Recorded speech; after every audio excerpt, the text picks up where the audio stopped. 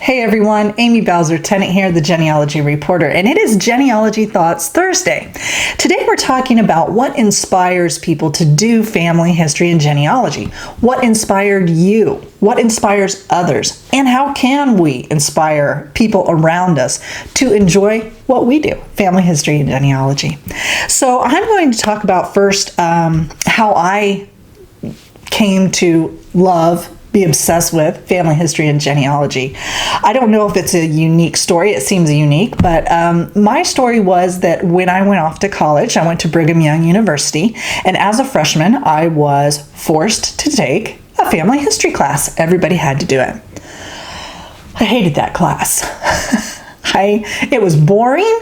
It didn't make a bit of sense. I did not enjoy it at all. I probably passed. I guess I did. I don't really remember. It was one semester. So I took the class and never thought of genealogy or family history again. Pretty much left a bad taste in my mouth. Look, it was just boring. Scroll forward 5-ish years, and I had become a new mother, ready to stay home and enjoy play dates and Play-Doh and toys and all this great stuff that was reserved for motherhood. I was so excited, only to find out that the baby slept constantly and I was bored out of my mind. And so I needed a hobby. And at that time, what was really popular? Scrapbooking. There were stickers and die cuts and paper and ribbon and all these crafty goodies that people were using to create these beautiful pieces of artwork with their photographs. And one thing that was really popular and caught my eye were heritage scrapbooks. I thought, I'm going to do that. That looks fun. I love it. So on the next trip home, I was ready to ask my parents for every black and white photo they had. And I gathered them up and sat them down and asked, who's that? Who's this? When was this? When was that? Only to be devastated, totally flabbergasted that they didn't know. A lot of pictures in these albums, they did not know who they were. They did not have a date. They did not know how the person was related necessarily, only that they were. So that made me interested in family history. I had to find out, who were these people? Who are these pictures of? And hence the journey of family history began for Amy Tennant. Not everyone has a specific time in which they all of a sudden were converted to family history and genealogy, but a lot of us do. And I was thinking about the different ways that we might inspire other people to do genealogy, and maybe in particular some non-traditional things that we could tell a person about or encourage a person to participate in, or just share or have them help us with, because not everybody's into names and dates and places. I know, you're shocked. So the first thing, pictures. I've got nieces and nephews that are camera ready at all times. They've got their phone with them. They're ready to click a picture, and I have them do that. Hey, send me that picture. Hey, can you tag me in that picture that you put up, on Facebook or Instagram or wherever it was? And in this way, they share in recording the family history that's happening right now.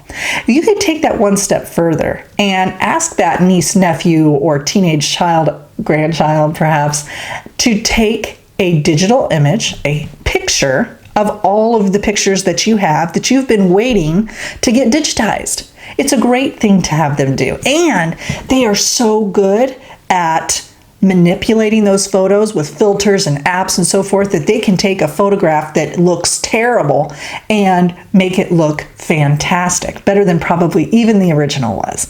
So I like to enlist the help of my younger family members to do pictures, to take pictures at family events, to take pictures of my pictures and clean them up and digitize them for me, and then also to post them on social media, whether that is a family Pinterest page or a family Facebook group or even a family Instagram account. They love doing that, and it's a way to get them involved. The next thing I have been really interested in as of late are heirlooms. We had a great summer project planned and it went really well. Did not finish the summer project, but if you're following me over on Instagram, you saw that I am taking pictures of every quilt my mother's ever made. And let me tell you, that is a big task. But I wanted to do that because I knew that not every quilt is going to make it down to every child, right? Or every grandchild or every great-grandchild. And this was a way that each family could have at least a picture of every quilt that Granny made. And the next step of that project will be to interview her about the quilt, when she made it, why she made it, what was happening in her life when she made this quilt, and then to put that into book form. Now, these heirlooms are very important. Lots of people are not willing to bring their heirlooms to like family reunions or on family vacations and so forth. I don't blame them. And so sometimes it's hard to get them to share those with you, but if they will pull them out just long enough for you to snap a picture, that is fantastic. What a great way to share the family heirlooms with lots and lots of your family all at once. Now, when I say published in a book, I use two different options. I really like chapbooks as well as my social book. And the price varies, the quality varies, but depending on what kind of project you're doing, what you want to accomplish, how many copies you want, one of those two options is really good. And I'll put some information in the details of this video below. The other thing is family reunions. My sister, Mandy, she's not real into genealogy and family history in the way of researching and pictures and that kind of thing, but she is so good about pulling our extended family together every other year for a family reunion. That's her contribution, which everybody so appreciates. She donates her time and her house and all sorts of things to really make it a special event. So family reunions and planning those amazing family reunions can be something that somebody really enjoys and is special to them, and how they are contributing to the family history and genealogy. Movies. So I have a cousin. Her name is Jeanette, and Jeanette really enjoys putting together movies. And she did this, it's been a while now that she's been doing this, but she's been putting together little videos using an app feature on Facebook, I believe. When we have a birthday or an anniversary in the family, she gathers up all the pictures and things that she has of that individual or individuals when it's an anniversary, and puts together this really short little video, 15-20 seconds. There's music and such in the background, and then she shares it with the family online. And collecting those little movies all together, I was thinking, putting them all together on some sort of CD, DVD, thumb drive, even YouTube, is a great family history project, and something that she enjoys doing and we enjoy watching. Writing in a journal, writing letters, writing a family newsletter, even a Christmas letter can be something very valuable for the entire family and for generations to come. I enjoy writing in a journal, have since I was 8 years old, and that was great. I did awesome almost daily as a young person. And then I got, older, busier, married with kids, and it didn't happen quite as frequently. I've done lots of styles of journaling. As of late, bullet journaling, love it, very quick. But about a year ago, I decided to create a family journal, and not just for my immediate family, my children and my husband and so forth, but an extended family journal. And the reason why is because my extended family, my parents, my sisters and their husbands and children, we all gather each Sunday for family dinner. And at the table, we were sharing stories of what had happened that week and how we were doing health-wise and what projects we had going on and what the kids were doing, funny things they said. And I thought, oh my goodness, this isn't being recorded. Why isn't this being recorded? We're talking about these most precious stories of our daily lives each and every Sunday, and nobody's writing it down. So I started doing that. I kept it up for a full year from January to December. And it is a treasure. I have not done it every single year. I want to get back to that. I think that it was just really a neat thing to do. I know my sisters appreciated it because they're not really great on writing in a personal journal, and so this was some way they could do that. Now, my sister Mandy uses Facebook. She calls Facebook her scrapbook or Facebook her journal.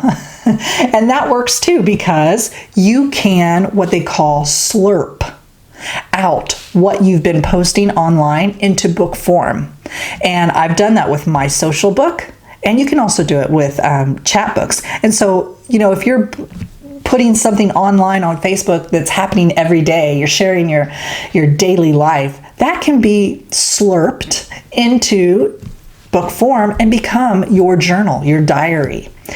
The last one is the family newsletter, and I might kind of connect this with also Christmas newsletters. So every year I get these fantastic Christmas family letters from different persons, friends and family, and they're very unique. Sometimes they have a theme, and it just talks about what that family has done throughout the year.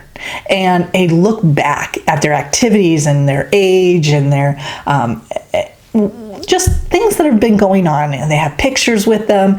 And I thought, as a family participates in creating these Christmas letters, that can be combined all at the end of 10, 15, 20 years, and look at this great record of a family year after year.